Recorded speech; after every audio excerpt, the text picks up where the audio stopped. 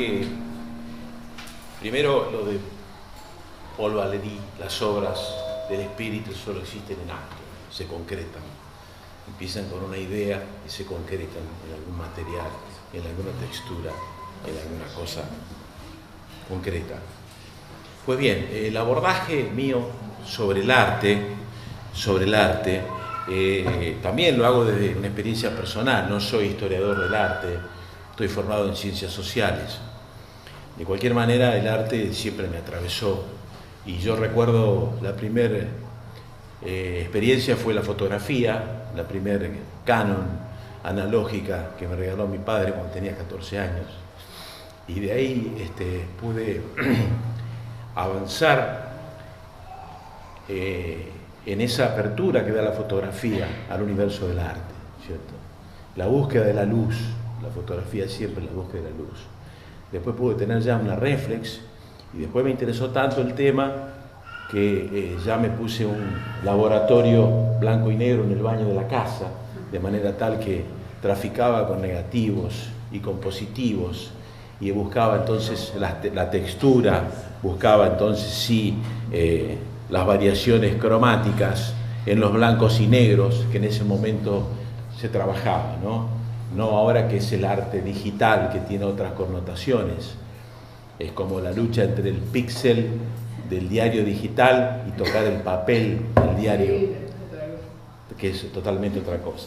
Esa fue la segunda experiencia que, bueno, tuve la oportunidad de intervenir en algunos concursos fotográficos con éxito diverso, he expuesto, he hecho cursos, porque todo remite también al oficio, no solamente al talento, al oficio, el ojo se hace también.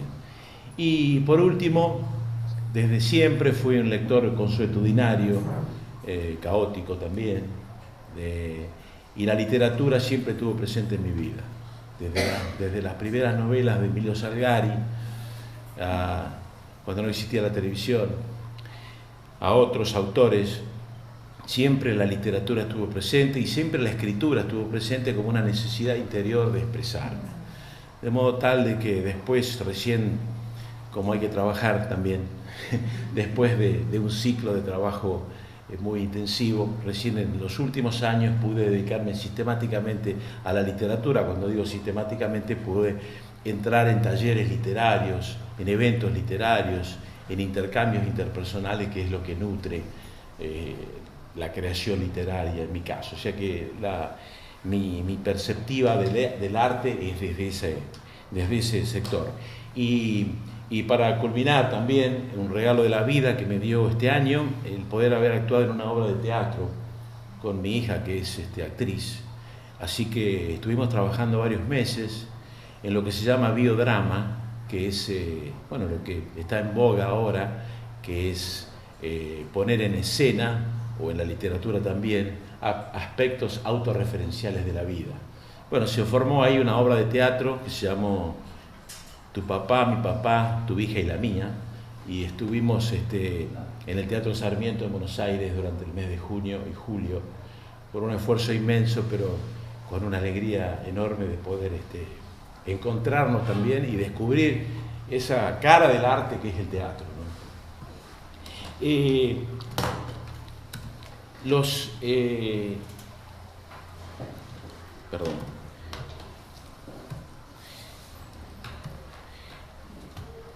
hay dos grandes sistemas filosóficos, ¿no es cierto?, que dividen a la humanidad, digamos, muchos sistemas, pero dos sistemas clave, que es la filosofía materialista y la filosofía espiritualista. La filosofía materialista considera que la única energía creadora del universo es precisamente la materia, que toda manifestación psíquica o emocional es producto de aspectos fisiológicos o materiales y que no existe ninguna trascendencia del ser. Muy por el contrario, los que estamos en la doctrina espiritualista consideramos que hay espíritu y hay materia, que la materia le sirve al espíritu como fuerza creadora y fuerza movilizadora, y que el espíritu es el principio inteligente, activo y superior, y también, como creen grandes, no solamente el espiritismo, sino muchas filosofías espiritualistas, la existencia de Dios, ¿no es cierto?, como energía creadora, y la supervivencia del espíritu después de la muerte física, para en grandes rasgos tocar ese tema. Bien, el arte como manifestación del hombre, bueno, algo mucho dijo Gabriela, muy bien. Yo quiero decir de que desde tiempo inmemorial el hombre ha tenido la necesidad de la expresión y se ha buscado representar desde el hombre de las cavernas, ¿no es cierto?, el arte rupestre, ha querido representar lo cotidiano, lo que lo atravesaba desde la naturaleza, las tormentas, el fuego, los rayos, las erupciones volcánicas, en lo que se denomina arte rupestre, ¿no es cierto? Son testimonios los que fueron descubiertos no hace mucho, las cuevas de Lascaux en Francia, las de Altamira, y quiero detenerme en las cuevas de Chauvet, en el sur de Francia, que fueron descubiertos recién en el año 1924, que tienen más de 30.000 años de antigüedad, o sea, son pinturas rupestres de animales, básicamente, y de lo cotidiano, que tiene que ver con lo ritual también, pero lo importante de esto, que son tan grandes, tan inmensas el patrimonio testimonial rupestre que hay en Chauvet, que se abrió al público cuando se dieron cuenta que contaminaban las pinturas, que se deformaban por la acción, porque estaban cerradas, era una cueva cerrada, que se descubrió por acaso, como todos los descubrimientos. Entonces las cerraron solamente para estudios científicos y le dejaron, esto sí es para notar, le dejaron entrar a un gran director de cine que es Werner Herzog. Herzog, si ustedes lo ubican, es el que filmó Fitzcarraldo, el tránsito de la locura esa de llevar un barco por la Amazonia, ¿cierto? En la Amazonia peruana, en Iquitos. Herzog, con su equipo de filmación, entró a las cuevas de Chauvet y hizo un documental con una riqueza increíble que se llama La Cueva de los Sueños Olvidados, The Cave of the Forgotten Dreams. Eso está en internet, está en YouTube, es un documento excepcional que muestra con toda grandeza todo lo que los hombres de las cavernas hicieron en esa época. Y si seguimos, bueno, como manifestaciones del arte, en busca de las deidades, en busca de las divinidades, el arte megalítico, de los druidas, muchos tenemos que ver con los druidas, nosotros, los espíritas, ¿no es cierto? Ustedes saben a lo que me refiero.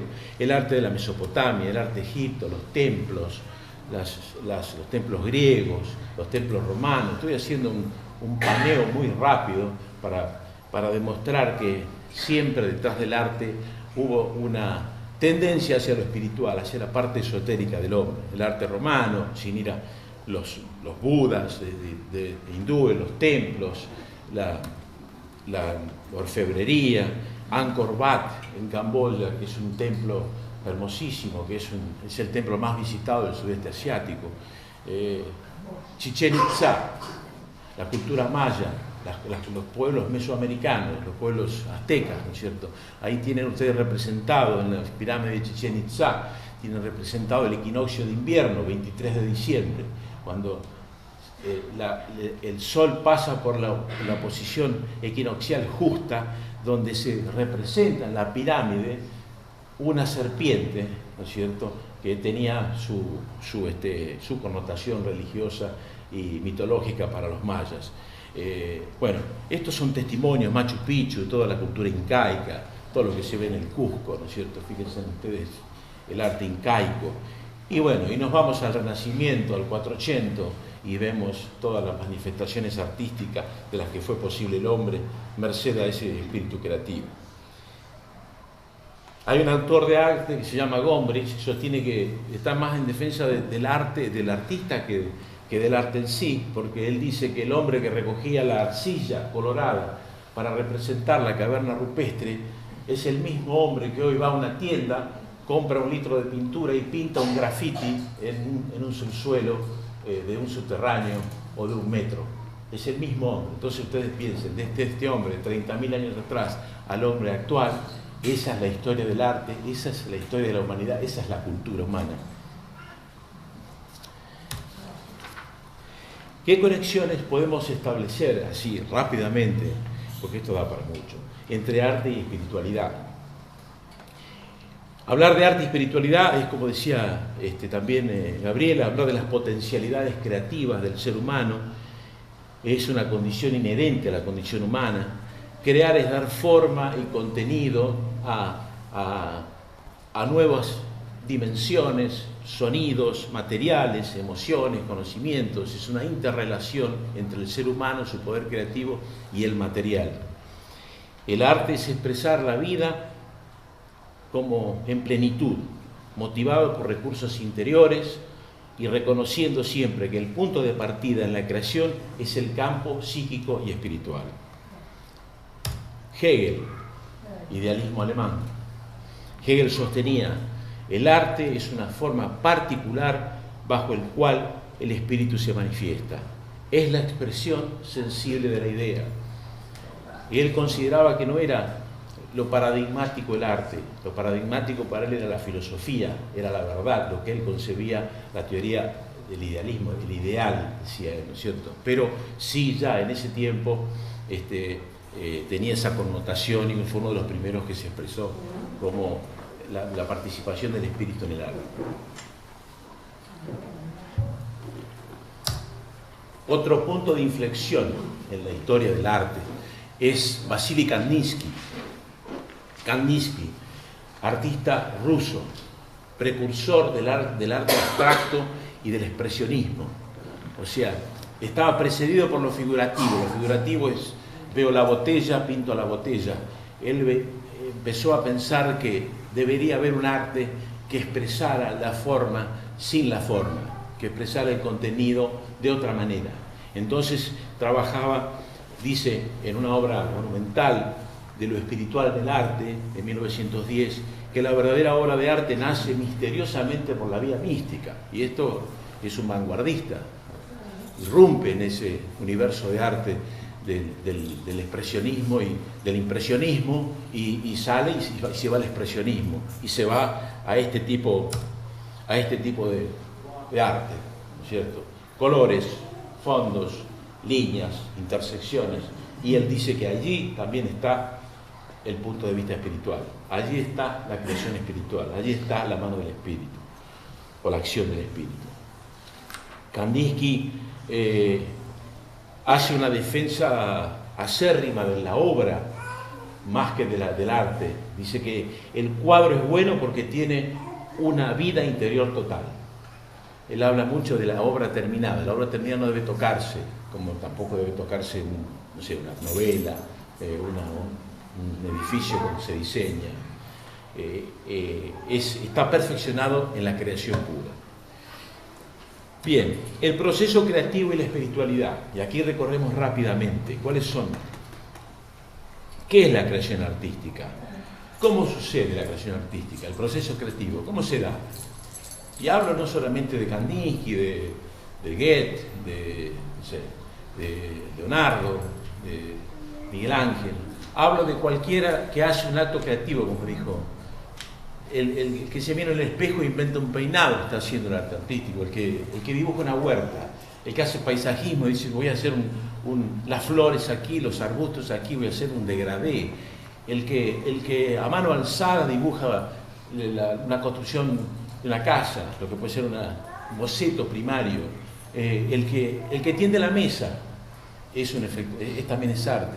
Tender la mesa, el arte tender la mesa. Si todos hacemos arte en todo momento. Entonces, ¿qué es la creación artística? Primero, la conjunción entre el artista, que es la subjetividad, la realidad, que es la objetividad, y la necesidad interior que tiene el artista de expresión. Eso guiado por una voz intrínseca, por una necesidad interior, por ese hálito que después vamos a ver cómo se llama. Esa sería la síntesis. Entonces, como factor principal en la creación aparece la intuición. La intuición como facultad del espíritu, nosotros la conocemos muy bien, nosotros hablamos de intuición, hablamos de canal intuitivo, cuando hablamos de las percepciones mediúmnicas que se desplazan a través del canal intuitivo entre el espíritu y el ser encarnado. Bueno, acá hablamos de intuición como facultad del espíritu, como esa percepción íntima e instantánea de una idea. Ese en psicología se llama el insight.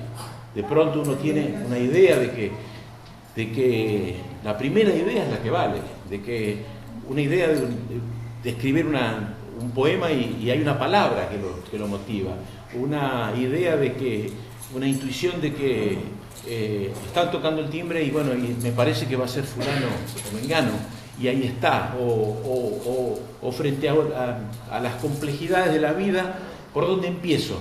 Y de pronto cae una cosa, esa primera idea, esa es la intuición, ese es el canal intuitivo que nos vincula con lo trascendente. El que estudió y dejó toda una bibliografía inmensa sobre la intuición es Henri Bergson, filósofo francés. Bergson estudió mucho la intuición, así como también estudió la memoria, y sostenía que la intuición supera las barreras del lenguaje. Es decir, la intuición supera la barrera del razonamiento, de la lógica, de la deducción. Cuando nosotros tenemos esa primera idea y la pasamos por la razón y por la lógica y por el proceso deductivo, ya pierde valor. Estamos en otro terreno, estamos en el terreno del racionalismo. Pero esa primera idea que nos abarca, esa ráfaga, cualquiera de nosotros le ha pasado, esa ráfaga de conocimiento interior, esa señal instantánea que tenemos, eso es intuición. No puede ser explicado o verbalizado, solamente puede ser sentido. Y todos hemos tenido experiencias de ese tipo. Y los filósofos, los músicos, los creadores también se han valido de la intuición para sus creaciones. Y cito solamente del universo enorme, podríamos hablar de Víctor Hugo también mucho, que hablaba de eso, a Gustav Mahler, un compositor austríaco, él dijo, fue siempre director de orquesta, pero componía, y él dijo, yo no elijo lo que compongo me elige a mí. Fíjense ustedes cómo está ahí la idea íncita del principio espiritual, del principio creador. Y él predijo que después de 50 o 60 años recién iba a ser conocida su obra, y así fue. Fue conocido como director musical, pero recién ahora se está descubriendo la grandeza sinfónica en las sinfonías de Mahler. Y Albert Einstein, a la hora de la ciencia, lo único valioso es la intuición, por nombrar. Bien, otra conexión con la espiritualidad, la inspiración. Entonces, ¿qué es la inspiración? La inspiración tiene una raíz helénica, griega, que quiere decir recibir el aliento.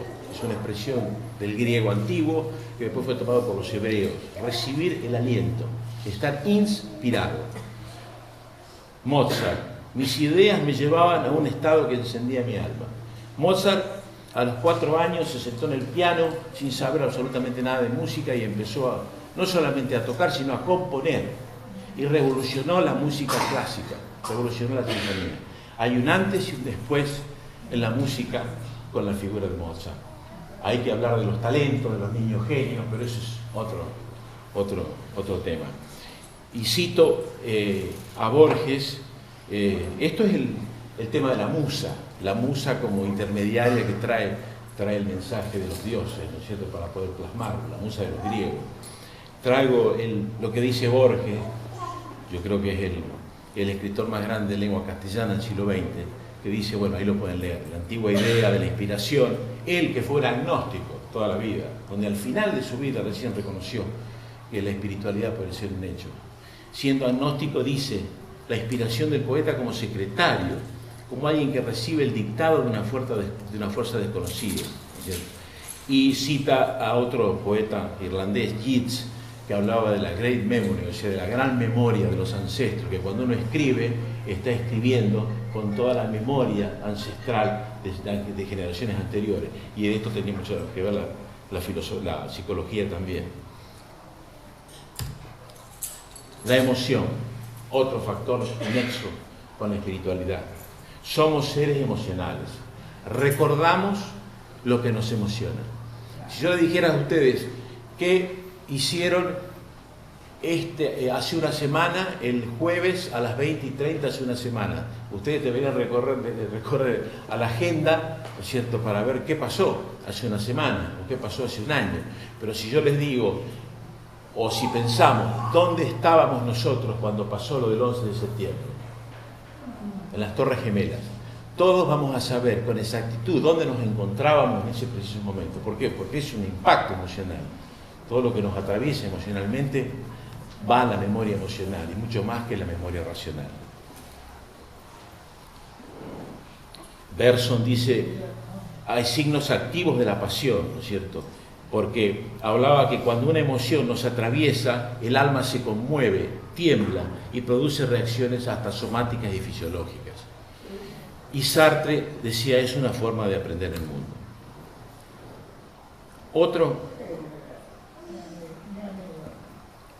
Otro tema importante en este nexo es la necesidad interior, la voz de la conciencia, que yo diría la voz de la creación también, ¿no es cierto? Esa necesidad interior que tiene inherente al ser humano de expresar su interioridad. Pero yo quiero entrar a la literatura, a la poesía, básicamente la poesía, porque bueno, uno está en eso, y quiero hablar de lo personal, porque todo esto es un proceso deductivo y un proceso, digamos, didáctico o intelectual, pero que yo lo quiero llevar a la realidad, para que ustedes puedan ver, inclusive uno cuando lo hizo, lo esquematizó, también lo volvió a vivir. La poesía, Paul Valéry, autor francés, este tema que dice que al pintor o al escritor la voz misteriosa que le dice lo exacto o lo falso, dar en el clavo. Dar en el clavo, esto en literatura creo que es fundamental. Uno siente y percibe cuando la palabra no es justa, cuando la palabra no va a otra, cuando el adjetivo no es el adecuado, cuando el verbo no es el adecuado, cuando no se debe usar la coma. Es decir, todas sensaciones que vienen de esto de dar en el clavo. Y cuando sí logramos el final de un cuento, o de un ensayo, o de un poema, nos sentimos alegres y contentos porque dimos en el clavo, pero una sensación interna. Aldo Pellegrini, yo creo que es el que mejor define a la poesía, que quiere expresar en palabras lo que las palabras no pueden decir, ¿no es cierto?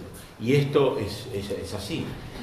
A veces en poesía es la expresión del alma humana, pero a veces falta el lenguaje para reproducir lo que uno siente. Entonces pasó como Vallejos, el gran poeta peruano, que inventó palabras para expresar cosas que no estaban en el castellano, en la lengua castellana. Y eso que la lengua castellana es una de las lenguas más ricas que hay en la humanidad. Si uno toma la cantidad de adjetivos, de adverbios, de sinónimos que hay en la lengua castellana o en la lengua sajona, no tiene nada que ver. Sin embargo, a veces la necesidad de palabras, de expresar más allá de las palabras. Yo quiero llevarlos a ustedes a cómo se forma un poema, por lo menos en mi caso personal. Puede gustar o no gustar, eso de gustar o no gustar va con la percepción de cada uno. Como decía un autor, descubrir un poema y conmoverse es partir el pan y dividirlo. O sea que ese sería lo ideal, ¿no es cierto? Cuando uno descubre un poema, se conmueve y parte el pan, lo comparte con el creador y lo comparte con el otro lector. Asociación de imágenes con la palabra. Siempre hay un punto de partida en lo literario, siempre hay un punto de iniciación, alguna idea, una sensación. Bueno, en el caso mío, a mí la imagen me dice mucho, quizá por esa asociación con la fotografía. Yo llegué a la terminal de ómnibus de Rafaela, esto es hace poquito, hace 15 días, un domingo a la noche, a las 9 de la noche, y me encontré con esta imagen. Entonces yo estaba recostado en uno de esos postes, y esta es la terminal de Rafaela, de ómnibus. Entonces me encontré con esta realidad, una terminal de ómnibus que se supone ruidosa, convulsionada, llena de ómnibus, de gente, de valijas, de ruidos y demás, y me encontré con este vacío, el vacío pintado de amarillo, el vacío con la noche de frente y las luces. Entonces, como la espera se hacía larga de quien yo estaba esperando, entonces vamos a lo que dije anteriormente, yo hice una asociación, a mí percibí que había sustancia poética aquí. Yo percibí que había una sustancia poética, algo hay que decir de esto. A mí me impresionó el silencio total y la terminal de ómnibus vacía. Entonces, primero fue la sensación de que hay una materia poética. Después, la necesidad interior de expresarlo. Vamos a la necesidad. Y después ya, bueno, yo necesitaba algo donde plasmar alguna idea para que me quede.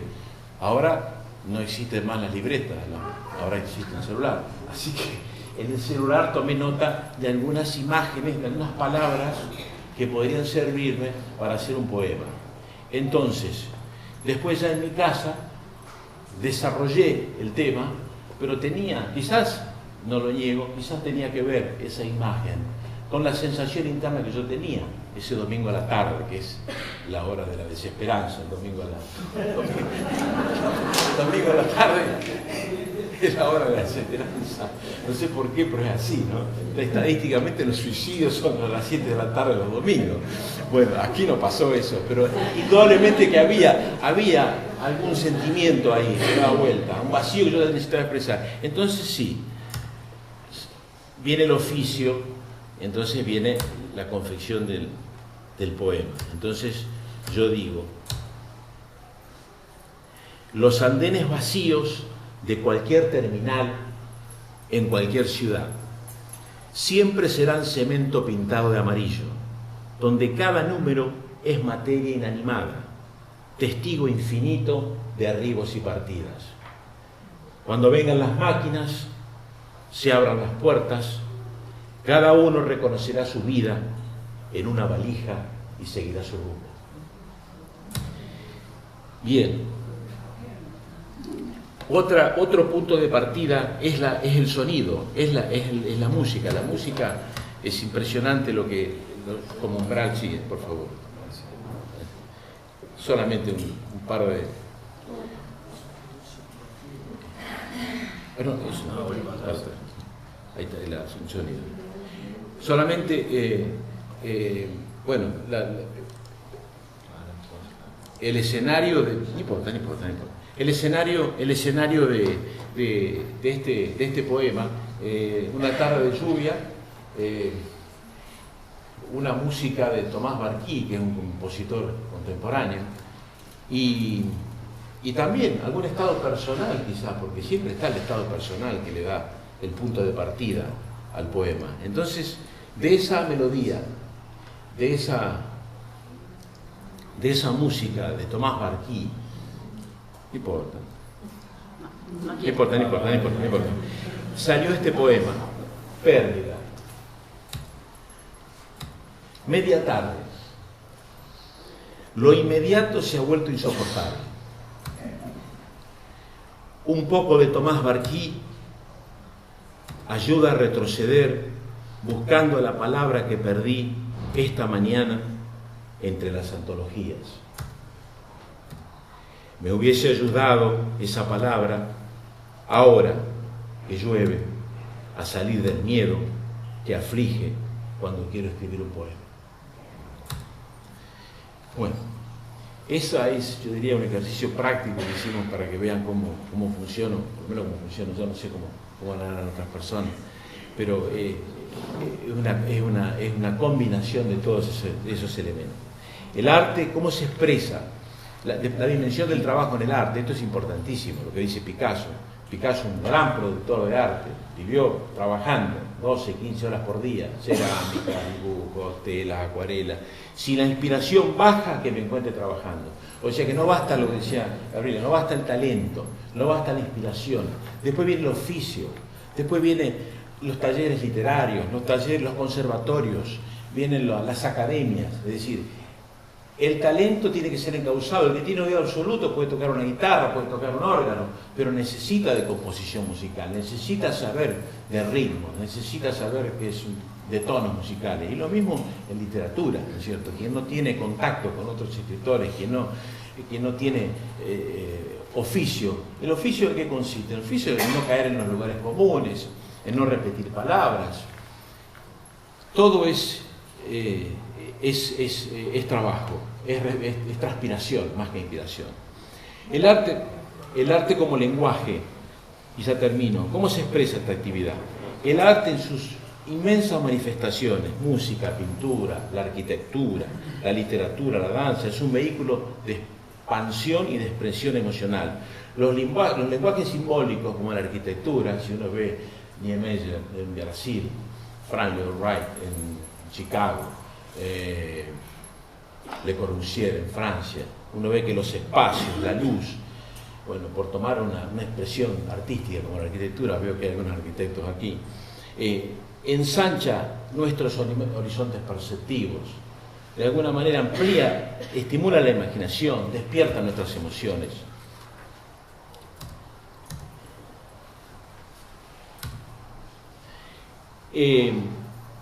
Y por último, para terminar, la música de los lenguajes artísticos, yo creo que es el más potente.